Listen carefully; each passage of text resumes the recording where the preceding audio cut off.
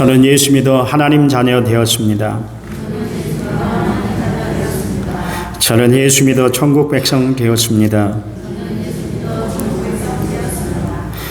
하나님이 주신 오늘 최선을 다해 살겠습니다. 말씀을 아멘으로 순종하겠습니다. 아멘. 그런 삶이 되기를 간절한 마음으로 부탁을 드립니다. 하나님을 사랑하시면 아멘 하시기 바랍니다. 그렇게 해서 사랑하지 않는 것 같아요. 다시 한번 하나님을 사랑하면 아멘 하시기 바랍니다. 할렐루야. 화끈해야죠. 화끈. 그 사람을 만나다 보니까 여러 사람을 제가 만나잖아요. 그 만나다 보니까 좋은 사람을 알게 되는데, 좋은 사람은 변함없는 사람. 제가 그 교회 게시판과 각각에 저 뒤에도 붙여 있습니다만은 글이 하나 있어요. 그게 뭐냐면 사람이 사람에게 줄 수 있는 최고의 선물은 변함없는 마음이다. 너무 좋아서 제가 붙여놨어요. 사람이 사람에게 줄 수 있는 최고의 선물은 변함없는 마음이래요.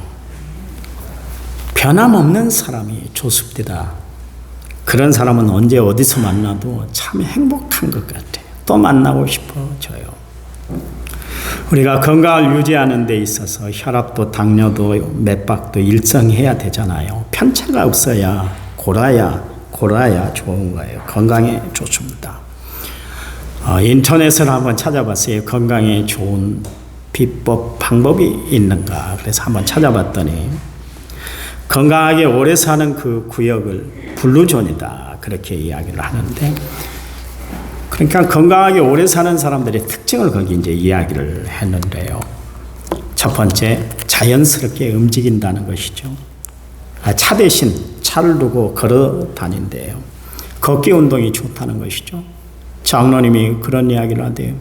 하루에 20분씩만 목사님 밥 먹고 걸어봐요. 혈당도 다 떨어지고 건강에 좋아요. 그런 이야기를 하십니다. 걷기 운동이 좋대요. 제가 당뇨가 안 떨어지니까 의사가 드디어 이제 나에게 메스를 가더라고요. 그동안은 잘하고 있어요. 괜찮아요. 걱정하지 마세요. 그러더니 염려가 됐는가 봐요. 하루에 4시간씩 운동을 해야 된다 그래요. 4시간. 그래야 당이 떨어질 겁니다. 그런 이야기를 합니다. 걷는 운동이 참 좋아요. 두 번째는 목적의식을 가지고 산다는 것이죠. 매일 동기부여가 된 삶을 살아가는 거예요. 그냥 그럭저럭 사는 것이 아니라 삶의 의미를 느끼고 살아가는 것이죠. 세 번째, 스트레스를 관리한다 그랬습니다. 스트레스는 만병의 근원이에요. 그러니까 스트레스가 없어야 되는 것이죠. 네 번째는 배부를 때까지 먹지 말아라. 그런 이야기를 했습니다. 소식한다는 것이죠. 나이가 들다 보니까 숟가락 하나 차이가 정말 부담스럽고 그러더라고요. 맛있다고 한 숟가락만 더 먹었는데 불구하고 속이 힘들어지는 것을 느껴요. 그래서 80%의 규칙을 지켜라. 그렇게 이야기를 하고 있습니다. 여러분, 장수한다는 학이 자기 먹는 양의 80%만 먹습니다. 소식을 하는 것이죠. 돼지는 100% 먹습니다. 사람은 맛있으면 100% 이상을 먹는 것이 사람이에요. 그런가 하면 다섯 번째는 고기를 적게 먹어라 그랬습니다. 대신 과일과 채소 위주의 식단을 관리하며 먹더라는 것이죠.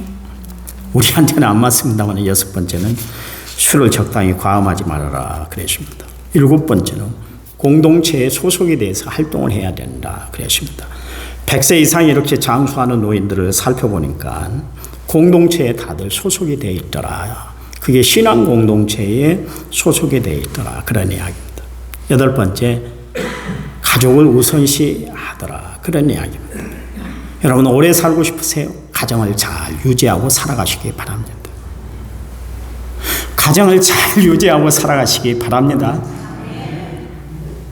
그냥 살라고 그러세요? 아니잖아요. 가정을 잘 유지하고 살아가시기 바랍니다. 아홉 번째, 건전한 사회 네트워크를 구축하고 살아라 그랬습니다. 이처럼 우리가 밥을 먹든지 운동을 하든지 무슨 일을 하든지 꾸준해야 내 건강을 유지할 수가 있다. 그런 이야기죠. 감정도 기분도 또 성격도 꾸준한 사람이 좋아요. 신앙생활도 마찬가지입니다. 변함없이 꾸준한 신앙이 좋은 것이죠. 널뛰기 신앙이라든가 냄비 신앙 같은 그 신앙은 항상 불안하고 평온함이 없습니다. 언제 변할지 모르는 거예요. 여러분, 사울왕은 감정 기복이 참 심한 사람이었어요. 우리를 표현으로 이야기할 것 같으면 오심이 같은 사람이었다. 그런 이야기입니다. 그래서 그의 감정, 그의 기분을 마귀에게 내주니까 어떻게 됐습니까? 자기를 통제하고 제어할 수 없는 그런 사람이 되고 말았어요. 사울은 결국 어떻게 해서 죽었는가? 실패한 인생이 됐는가? 자기 감정을 조절하지 못한 것 때문에 결국 하나님 앞에 버림받고 말았어요. 여러분, 이 세상에서 가장 불행한 인생은 하나님께 버림받는 거예요. 우리가 친구들에게 따돌림을 당하고 어떤 그룹에서 내가 제외가 된다 할지라도 그거는 이겨낼 수가 있지만 하나님 앞에 버림받는 것, 하나님 앞에 제외되는 건 이 세상에서 가장 불행한 일이에요. 그래요. 세상에 살아가는 사람들 중에도 자기 감정을 조절하지 못함으로 말미암아 사회에 폐를 끼친 사람들이 종종 있잖아요. 하물며 하나님 앞에 감정이 조절되지 않고 살아가는 사람은 참 어려운 사람이요. 그런 사람은 고침받기가 참 힘듭니다. 여러분, 지상에서 최고 온유했던 사람 모세가 한순간에 자기 감정을 조절하지 못함으로 말미암아 가나안 땅 못 들어갔어요. 그래서 느보산 기슭에서 쓸쓸한 최후를 맞이했던 것을 알 수가 있습니다. 무엇 때문에 그래요? 자기 감정을 주체를 못했던 거예요. 하나님이 분명히 반석을 지팡이로 가리키라 그랬는데 한 2번 화가 나니까 내지쳐버리면서 반역한 무리여, 반역한 족속들아 그러면서 화를 참지 못하고 반석을 2번 내리침으로 말미암아 하나님이 너는 그만 여기까지야. 너는 가나안 땅 들어갈 자격 없어. 하나님이 그렇게 하셨던 것을 알 수가 있습니다. 자기 감정을 조절하지 못하고 통제하지 못하고 살아가면 결국 축복받는 인생을 살아갈 수가 없게 된다. 그런 이야기예요. 육체의 쾌락에 빠져서 자기 감정을 조절하는 데 실패했던 삼손을 보세요. 모든 일을 충동적으로 했던 그는 결국 그것 때문에 자기의 머리카락이 다 잘리고 말았잖아요. 그랬더니 힘 하나 못 쓰는 사람이 되고 말았습니다. 블레셋 사람들이 섬기는 다곤 신전 그 밑에서 맷돌을 돌리다가 마지막 비참한 최후를 맞이했던 것을 알 수가 있습니다. 디오트레베라는 초대교회 장로가 있는데 그가 장로가 되기 전까지는 그의 겉으로 드러난 모습이 그래도 사람들에게 어느 정도 인정받았던 것이죠. 그러니까 그를 많은 사람들 중에서도 장로로 그렇게 피택을 했던 거 아니겠습니까? 장로가 되기 전에는 아주 착한 사람, 인사성이 좋은 사람, 이름도 없이 빛도 없이 그렇게 아름답게 봉사하던 사람이었어요. 그런데 문제는 그가 장로가 되고 나니까 그의 본성, 속심령이 다 드러나게 되었다. 전혀 장로다운 모습을 보이질 못했어요. 성질이 고약한 사람이었고 안하무인격인 사람이 되고 말았습니다. 그래서 교회를 어지럽게 만들고 모든 일이 자기 뜻대로 안 되면 다 뒤집어 놓아버리는 그런 개팍한 성격의 소유자가 되고 말았습니다. 자기 감정대로 교회의 일을 처리하고 말았다. 그런 이야기입니다. 여러분, 사람은 아무리 포장을 하고 포장을 한다 할지라도 언젠간 포장되어서 감추어진 자신의 감정, 성격이 결국은 다 드러나게 돼 있는 거예요. 자신의 인격과 감정이 제대로 관리가 안 되고 통제가 안 되면 주변 사람들을 너무 힘들게 만들고 공동체를 무너지게 만들게 되는 겁니다. 그래서 이런 사람들은 참 사람 대하기가 힘든 거예요. 바울은 하나님을 위해서 자신의 감정, 자존심까지 다 내려놨어요. 바울이 어떤 사람입니까? 자존심이 강한 사람이었고 자아가 강한 사람이었고 자기 주장이 확실했던 사람, 자기 주장을 굽힐 줄 모르는 사람이 바로 바울이었어요. 그런 자신의 감정과 자존심으로는 주의 일을 감당할 수 없다는 것을 바울이 알았기 때문에 자기를 죽이기 위해서 자신을 십자가에 못 박아 버렸어요. 갈라디아서 2장 20절 말씀에 내가 그리스도와 함께 십자가에 못 박혔나니 그런즉 이제는 내가 사는 것이 아니요 오직 내 안에 그리스도께서 사시는 것이라. 내가 육체 가운데 사는 것은 나를 사랑하사 자기 몸 버리신 하나님의 아들을 믿는 믿음 안에 사는 것이다. 그렇게 이야기를 했잖아요. 그렇게 하지 않으면 자신은 절대로 주의 길을 걸어갈 수가 없다는 것을 알았기 때문에 그랬어요. 그렇지 않으면 예수님을 닮은 삶을 살아갈 수 없다는 것을 바울이 알았기 때문에 그랬어요. 주님이 맡겨진 사명을 온전히 감당할 수 없었기 때문에 바울은 자신을 십자가에 못 박아버린다. 그러십니다. 바울의 결심을 보세요. 자신이 가지고 있던 모든 것을 다 초계처럼 지푸라기처럼 분토, 똥만도 못하게 여기겠다. 그랬잖아요. 자신은 비방자요, 박해자요, 폭행자요, 죄인 중에 괴수요, 칠삭둥이요, 어리석은 자요, 말주변도 하나도 없는 사람이라고 하면서 자신을 철저히 내려놓고 또 내려놨어요. 왜 그랬을까요?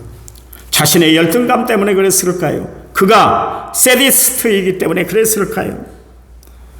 예수님을 증거하는데 복음을 전하는 데 있어서 자신이 걸림돌이 되면 안 되기 때문에 자신의 모든 것을 다 포기하고 살았어요.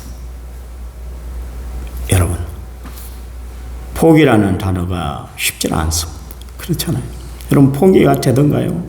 자식을 사랑하는데 끝까지 포기가 됩니까? 안 되죠. 여러분, 감정, 자존심 포기해야 된다는데 포기되던가요? 아니잖아요. 조금만 누가 자존심 건드린 이야기를 하면 화가 치밀어 오르잖아요. 포기한다는 게 쉽지 않아요. 만약 여러분에게 예수님 앞에 나왔던 부자 청년 관리처럼 너 율법을 다 지켰어? 예, 지켰습니다. 어려서부터 저 다 마스터했어요. 그래, 네 재산이 많은 것 같은데 재산을 네게 주고 가난한 사람들에게 다 나눠주고 그 다음에 나를 따라. 만약 그게 내 자신이랄 것 같으면, 여러분 자신이랄 것 같으면 주님 다 내놓을게요. 그럴 사람이 여기 몇 명이나 있을까요? 몇 분이나 있을까요? 없어요. 왜냐하면 물질은 내 생명의 근원이라고 알기 때문에 하나님보다 더 소중히 여기기 때문에 그럴 때가 있어요. 내려놓기 쉽지 않아요. 바울은 다 내려놨잖아요. 자신의 학력, 자신이 가지고 있는 모든 특권, 자신이 가지고 있던 재능, 자신이 붙잡아야 할 시간, 자신이 끝까지 책임져야 할 건강, 모든 것 다 주님을 위해서 내려놨어요. 바울이 왜 훌륭한지 아세요? 우리와 똑같은 성경을 가지고 있는 사람인데도 불구하고 바울이 왜 그렇게 훌륭한 사람이 되고 신약 성경에서 가장 큰 기둥이 됐을까요? 그는 하나님을 위해서 모든 것을 포기하고 살았기 때문에 그러십니다. 바울은 하나님을 섬기는 일에 변함이 없었어요. 누가 무슨 말을 하든지 간에 자신에 대해서 사람들이 어떤 말을 하든지 간에 사람들이 자신을 어떻게 대하든지 간에 그것을 신경 쓰지 않았다. 그런 이야기예요.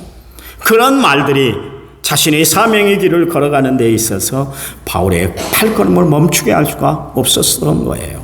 가끔 우리는 남의 말에 신경을 많이 쓰고 살아갈 때가 있어요. 그래서 그 말에 신경을 쓰다가 주의 일을 하니 못하니 그러게 행동할 때가 있잖아요. 그 말 때문에 시험이 들기도 하고 믿음의 길을 걸어가다가도 쉽게 포기해버리기도 합니다. 그런데 바울을 보세요. 많은 환난과 숱한 박해 가운데서도 바울의 마음은 흔들림이 없었어요. 바울의 마음을 붙잡고 계시는 성령님이 바울로 하여금 변함없이 주의 길을 걸어가게 했기 때문에 하나님을 섬기도록 했기 때문에 그래요. 여러분, 우리의 마음은 변하기 전 베드로의 마음, 베드로의 본래 이름이 뭡니까? 시몬, 사이몬이잖아요. 시몬이란 뜻은 뭐예요? 갈대예요. 바람이 부는 대로 흔들리는 삶, 그런 삶을 살아가는 사람이 시몬 베드로였습니다. 그런데 그가 예수님을 만남으로 말미암아 예수님이 만난 자리에서 너는 이제는 시몬이 아니야, 페트로스, 피터, 베드로야, 그런 이야기를 했어요. 너는 반석이야, 그런 이야기입니다. 흔들리는 사람이 아니라 너는 반석이야. 바울의 마음을, 베드로의 마음을 누가 붙잡아 줬어요? 게르바의 앞에서도 나 예수 모르는 사람이라고. 저분과 나를 엮지 말라고. 나와 전혀 상관없는 사람이라고. 나중에 저주까지 하면서 하늘을 두고 맹세하면서 저 사람 본 적이 없다고, 함께 다닌 적도 없다고 그렇게 털털 털어봤던 사람이 베드로 아닙니까? 그렇게 흔들리기를 좋아했던 베드로가 어떻게 해서 그렇게 됐을까요? 끝까지 주님이 베드로의 마음을 붙잡아 주셨기 때문인 줄 믿으시기 바랍니다. 오늘 바람이 많은 이 세상을 우리가 흔들림 없이 살아가기 위해서 어떻게 해야 될까요? 하나님이 내 마음을 꽉 붙잡아 줘야 할 줄 믿으시기 바랍니다. 기도하세요. 하나님, 내 마음이 흔들리지 않게 해주세요. 내 마음이 흔들리지 않게 해달라고 하나님 앞에 간절히 기도하고 살아가는 성도들이 되시기 바랍니다. 다윗이 하나님 앞에서 죄를 짓고 나서 그가 주께 고백하잖아요. 시편 51편 10절에 11절 말씀에서 하나님이여 내 속에 정한 마음을 창조하시고 내 안에 정직한 영을 새롭게 하소서. 나를 주 앞에서 쫓아내지 마시고 성령을 내게서 거두지 마옵소서. 그렇게 기도했잖아요. 다윗은 성령이 자신의 마음을 꽉 붙잡아 주셔야만 흔들림 없이 변함없이 살아갈 수 있다는 것을 알았어요. 여러분, 변함없이 꾸준하게 그 일을 한다는 것을 사자성어로 뭐라 그럽니까? 초제일관한다, 그런 이야기를 합니다. 성도 여러분, 하나님은 우리에게 초제일관하는 신앙생활을 원하세요. 여러분 기억하시기 바랍니다. 우리가 온전히 붙들어야 할 분은 오직 예수뿐인 줄 믿으시기 바랍니다. 오직 한 번 예수님만 붙들고 살아가는 성도들이 되시기 바랍니다. 예수를 믿는 순간 우리는 우선순위가 다 바뀌어서 살아가는 사람들이에요. 그래서 내가 사는 것은 오직 하나님 영광을 드러내는 일로 살아가는 삶이 되어야 할 줄 믿습니다. 이 초제일관한다는 것이 성경의 표현으로는 변함없이라는 단어, 온전이라고 그렇게 말씀을 하고 있죠. 야고보서 1장 17절 말씀에 보면 그는 변함이 없으시고 회전하는 그림자도 없으신 분이라고 히브리서 기자가, 야고보서 기자가 그렇게 이야기를 하고 있습니다. 주님 뭐라고 그랬어요? 내가 거룩하니 너희도 거룩할지어다 하신 하나님이 내가 변함이 없으니까 너희도 변함없이 나를 좀 섬기고 살아라. 주님이 우리에게 요구하시는 말씀이에요. 내가 너희를 변함없이 사랑하는 것처럼 너희들도 나를 변함없이 믿음을 가지고 살아라. 주님이 오늘 우리에게 던져주시는 말씀이에요. 여러분, 진리란 건 뭡니까? 변함이 없다는 거 아닙니까? 시대에 따라, 조류에 따라, 상황에 따라서 변하는 것은 진리가 아니에요. 어떤 상황에 처한다 할지라도 변함이 없는 것, 그것이 진리예요. 그래서 하나님은 변함이 없으신 분이기 때문에 진리 그 자체다, 그런 이야기예요. 여러분, 진리 대신 예수님을 모시고 하나님을 모시고 살아가는 우리는 역시 마찬가지로 우리의 신앙이 변함이 없어야 돼요. 가인과 아벨, 그 둘은 아담의 자녀들이지 않습니까? 그들 각각 하나님 앞에 제사, 제물을 드렸어요. 그런데 하나님이 가인의 제물은 거부하시고 아벨의 동생 아벨의 제사를 받으셨어요. 그러니까 가인의 얼굴이 자기의 제사를 하나님 받지 않았다는 것 때문에 얼굴색이 변해버렸습니다. 그것은 자신의 감정을 감추지 못하고 하나님 앞에서 얼굴로 다 표현해버렸다, 그런 이야기입니다. 그는 자신의 감정을 사귀지 못하고 결국 어떻게 했어요?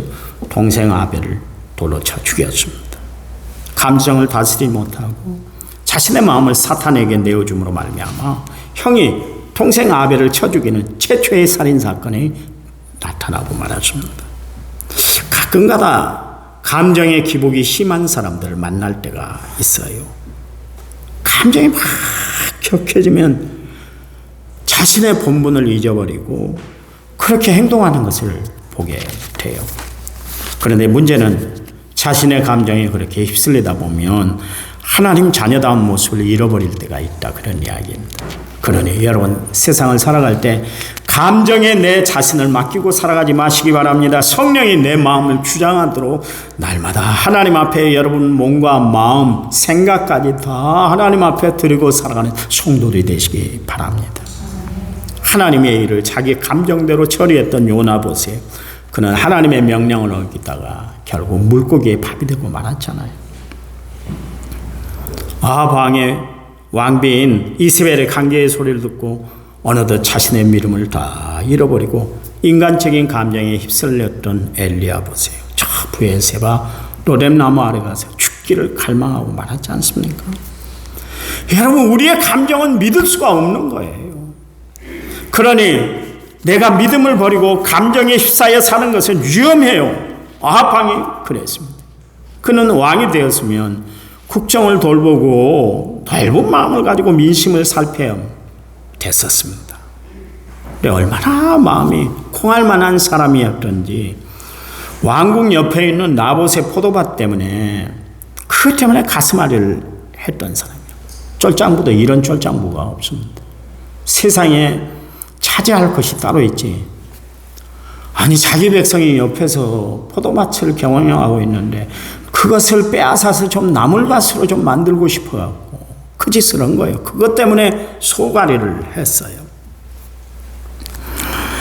근데 밭주인인 나봇이 밭을 못 주겠다는 거예요. 왜냐하면 조상 대대로 물려받은 밭인데, 포도밭인데 내가 이것을 왕이라고 해서 함부로 그렇게 줄 수가 없다고 거절을 했어요. 그랬더니 왕이 봐보세요. 안절부절 못하고 왕인 자신의 이 부탁을 거절했다고 그것 때문에 막 씩씩거리고 한숨도 자제를 못하고 식사도 거르고 자기의 감정을 사귀질 못했었어요. 열왕기상 21장 4절에 6절 말씀해 보세요. 이스라엘 사람 나봇이 아합에게 대답하여 이르기를 내 조상의 유산을 왕께 줄 수 없다 하므로 아합이 근심하고 답답하여 왕궁으로 돌아와 침상에 누워 얼굴을 돌리고 식사를 아니하니. 이게 왕이 해야 할 짓입니까? 그의 아내 이세벨이 그에게 나와 이르되 왕의 마음이 무엇을 근심하여 식사를 아니하나이까?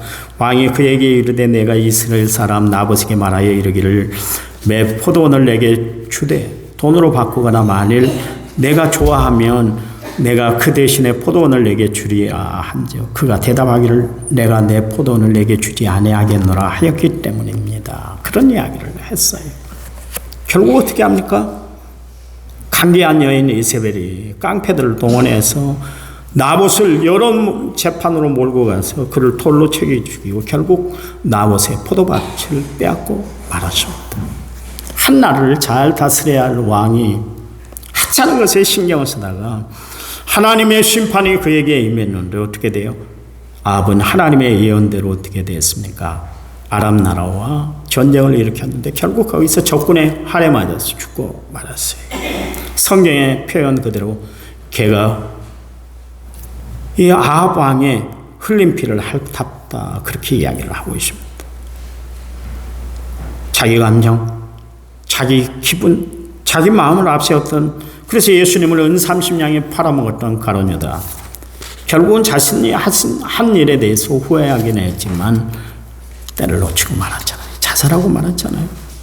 가룟 유다가 나무에 매달아서 그렇게 죽었는데, 자살을 했는데 가지가 떨어져서 밭에 떨어져서 죽고 말았습니다. 그 밭을 아켈다마다 피의 밭이다 그렇게 이야기를 하고 있지 않습니까? 여러분, 우리가 하나님 앞에 나아갈 때 내 감정을 내려놓고 나를 십자가에 굴복시키고 나를 철저히 죽여야 돼요. 그래야 우리가 하나님의 자녀다운 모습, 하나님의 자녀다운 자세를 가지고 세상을 살아갈 수가 있어요. 성도 여러분, 변함없이 주를 사랑하시기 바랍니다.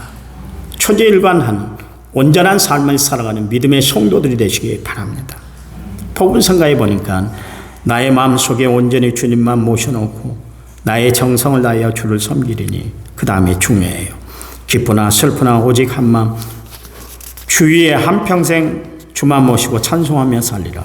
주는 나의 큰 능력, 주는 나의 큰 소망, 내가 항상 영원히 주님만을 섬기리라. 그런 가사에 이 찬양처럼 우리가 오직 주님만 섬기고 변함없이 살아가는 하늘 백성들이 다 되시기 바랍니다. 성경에 보니까 온전히 하나님을 섬기고 살았던 사람이 소개가 되고 있어요. 그 사람이 누구냐면 갈렙이에요. 민수기서 14장 24절 말씀에 그러나 내 종 갈렙은 그 마음이 그들과 달라서 나를 온전히 따랐은지요. 그랬습니다. 또 신명기서 1장 36절 오직 여분의 아들 갈렙은 온전히 여호와께 순종하였은지요. 여호수아서 14장 14절 말씀에 헤브론이 그나스 사람 여분의 아들 갈렙의 기업이 되어 오늘까지 이르렀으니 이는 그가 이스라엘 하나님 여호와를 온전히 쫓았습니다. 그렇게 이야기를 하고 있습니다.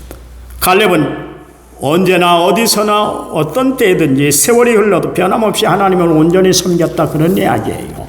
가나안 진군하기 들어가기 전에, 그 전에 가데스 바네아에서 스파이로 파송이 돼서 가나안 땅을 정탐하고 왔을 때도 그랬고, 가나안 땅 들어갈 때 여호수아를 도와서 그 정복 사업을 이루었을 때도 그랬고, 가나안 땅에 정착해서 있을 때도 갈렙은 변함이 없었어요. 온전히 하나님을 섬겼다, 그런 얘기. 그의 신앙이 변함이 없었다는 거예요. 여러분, 이런 사람이 좋은 사람이에요. 하나님은 이런 사람을 축복해 주세요. 자신은 분명히 여호수아보다 나이가 많았어요. 그럼에도 불구하고 가나안 정복하는 일에서 1등 공신이 되었음에도 불구하고 그는 1인자의 자리를 탐하지 않았다, 그런 이야기예요.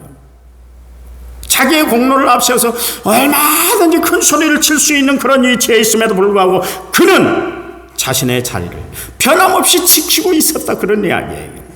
처음 여호수아와 함께 하나님의 부르심을 받았을 때 그 모습 그대로 끝까지 그 마음이 변하지 않았다, 그런 이야기예요. 한결같이 끝까지 갔다, 그런 이야기입니다. 충견은 끝까지 변함없이 주인을 섬기는 개에게 주어지는 이름이 충견입니다. 충성스러운 일꾼은 변함없이 온전히 하나님을 섬기는 사람들에게 주어지는 타이틀이에요. 여러분, 우리는 하나님 앞에 갈렙처럼 변함없이 충성을 다하는 성도들이 되어야 할 줄 믿습니다. 성경에 보니까 하나님은 또 한 사람 다윗을 향해서 그는 온전한 사람이다, 변함이 없는 사람이다, 그렇게 표현을 하고 있습니다. 열왕기상 9장 4절 말씀에 다윗이 행함같이 마음을 온전히 하고 바르게 했고 하나님의 명령에 온갖 일에 순종을 다했다, 그랬습니다. 방금 전에 설명했던 갈렙도 그렇고 지금 소개하고 있는 다윗도 똑같은 단어들이 사용이 되고 있잖아요. 이 신앙이 사도행전 13장 22절에 기록되어 있어요. 패하시고 다윗을 왕으로 세우시고 증언하여 이르되 내가 이새의 아들 다윗을 만나니 내 마음에 맞는 사람이라 내 뜻을 다 이루리라, 그랬습니다. 여러분, 우리가 아무리 큰 은혜, 아무리 큰 사랑을 받았다 할지라도 변하면 안 되는 거예요. 변함이 없어야 되는 거예요. 솔로몬 보세요. 하나님 앞에 온갖 축복 다 받게 됐잖아요. 그런데 그가 하나님의 명령을 어기고 말았잖아요. 열왕기하 11장 6절 솔로몬이 여호와의 눈앞에서 악을 행하여 그의 아버지 다윗이 여호와를 온전히 따른 같이 따르지 않았다, 그랬습니다. 곁길로 가기 시작을 했다, 그런 이야기죠. 열왕기상 11장 9절 말씀에 솔로몬이 마음을 돌려 이스라엘 하나님 여호와를 떠남으로 여호와께서 그에게 진노하시니라. 여호와께서 일찍이 두 번이나 그에게 나타나셨다. 거듭 나타나셨는데 그가 하나님의 뜻대로 행하지 않으니까 하나님이 나타나셨다, 그런 이야기예요. 그러면 10절 이 일에 대하여 명령하사 다른 신을 따르지 말라 하셨으나 그가 여호와의 명령을 지키질 않았다. 이게 문제인 거예요. 이게 문제인 거예요. 변한 게 문제, 변한. 처음에 예수 믿을 때 눈물 콧물 흘리고 생명이 위기 가운데 있을 때 하나님의 생명을 구원해 주신 것 때문에 너무 감사해서 이제는 하나님의 은혜로 살 거예요. 하나님 바라보며 살 거예요. 오직 주님밖에 없어요. 그래 놓고는 살다 보니까 세상에 젖다 보니까 엉뚱한 길을 걸어가게 하고 엉뚱한 것을 보게 되고 엉뚱한 소리를 듣고 엉뚱한 것에 마음을 쏠리고 살더라, 그런 이야기예요. 하나님이 솔로몬에게 축복 베풀어 주신 것은 그를 통해서 하나님의 영광 받으시기를 원했지 그가 마음 돌려 세상에 치심하고 살기를 원하지 않으셨어요. 그래서 11절 여호와께서 솔로몬에게 말씀하시되 내게 이러한 일이 있었고 또 내가 내 언약과 내가 내게 명령한 법도를 지키지 아니하였으니 내가 반드시 이 나라를 내게서 빼앗아 내 신하에게 줄 것이야, 그랬어요. 솔로몬이 하나님의 명령, 하나님의 말씀을 지키지 아니함으로 말미암아 그가 초심을 버림으로 말미암아 하나님의 영광이 떠나게 되었다, 그런 이야기입니다. 결국 그의 아들 르호보암 때 나라가 두 쪽이 나고 말았잖아요. 초심을 잃어버렸던 초대교회 중에 7교회 중에 에베소 교회가 있지 않습니까? 그들이 가졌던 그 첫사랑의 믿음을 잃어버림으로 말미암아 주께 책망을 들었어요. 여러분, 우리의 신앙이 변하면 하나님이 책망하세요. 하나님을 향한 마음, 하나님을 향한 사랑, 하나님이 베풀어 주신 은혜를 결코 잊지 말고 살아가는 성도들이 되시기 바랍니다. 오늘 본문에 변함없이라는 단어가 소개가 되고 있는데, 이게 영어 성경으로 보면 변함없이가 불사에 죽지 않는 불멸의 영원한 끝없는 그런 뜻으로 이야기가 되고 있습니다. 누가 뭐라 해도 마음의 상처를 받지 않고 흔들리지 않고 어떤 일이 있어도 정말 변치 않는 사랑, 하나님을 사랑하는 변함없는 믿음을 말하고 있는 겁니다. 여러분, 우리는 주님을 바라보되 변함없이 바라보고, 우리는 주님을 사랑하되 변함없이 사랑하고, 우리는 주님을 믿을 때 변함없이 믿고 살아가는 성도들이 되어야 할 줄 믿습니다. 변함이 없어야 진짜인 거예요. 말씀드렸잖아요. 다이아몬드 진입법이 뭐예요? 이게 진짜인가 가짜인가, 오리지널인가 이미테이션인가 분별하는 방법이 있다고 그랬잖아요. 그것을 망치로 두들겨 보겠어요? 그 비싼 보석 다이아몬드 망치로 깨지겠습니까? 깨지면 그건 가짜죠. 그렇다고 해서 불로 그슬러 보겠습니까? 아니요. 물에 딱 넣으면 진짜는 그때도 빛난대요. 근데 가짜는 들어간 순간 빛을 잃어버린대요. 진짜 오리지널은, 진짜는 언제나 어디서나 변함이 없는 거예요. 여러분, 변함없는 신앙생활이, 그 믿음이 진짜 믿음인 거예요.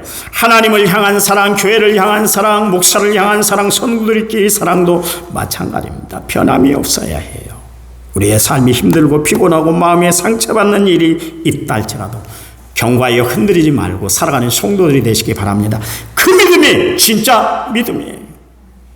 성도 여러분, 어떤 경우라도 변함없이 하나님을 붙들고 사면 하나님이 그 큰 팔로 나를 안아주실 줄 믿으시기 바랍니다. 그래요.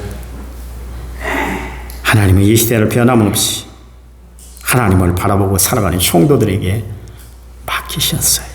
우리가 변함없이 주를 바라보고 살아갈 때 우리에게 충성된 종아, 내가 작은 일에 충성하였음에 큰 일을 맡길 거야, 이런 축복이 반드시 임할 줄 믿습니다. 하나님을 변함없이 사랑하시기 바랍니다. 여러분의 믿음이 변함없으시기 바랍니다. 하나님, 변함없이 주를 바라보고 주를 섬기고 오직 하나님 한 분만으로 만족하고 살아가는 저희들 되도록 도와주셔서 입술을 벌려 하나님을 찬양하게 하시고 온 마음과 온 정성을 다해 하나님을 높여드리는 저희들 되도록 도와주시옵소서. 예수님 이름으로 기도했습니다. 아멘.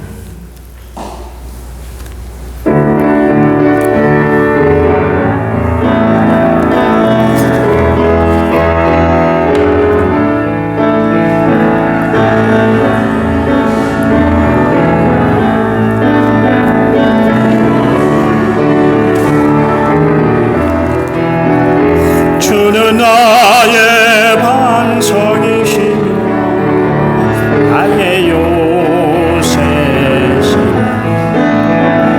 주는 나를 건지시는 나의 주, 나의 하나님, 나의 피할 바이시오, 나의 방패시라, 나의 하나님, 나의 하나님, 구원의 뿌리시오, 나의 산성이라매, 나의 하나님,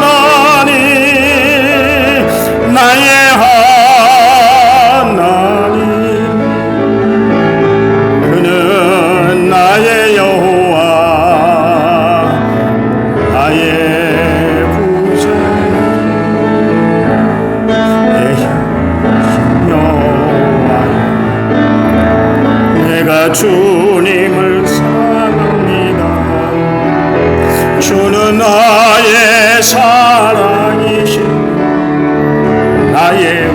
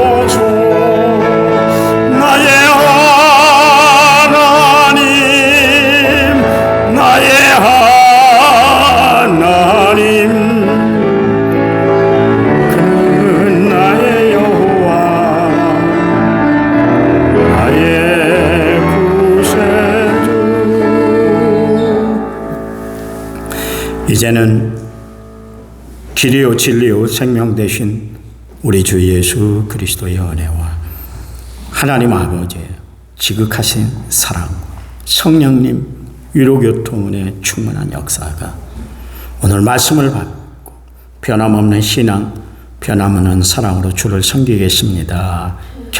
결심을 이룬 돌아가는 모든 성도들 위에 이제부터 영원토록 함께 하시기를 간절히 축원하옵나이다. 아멘.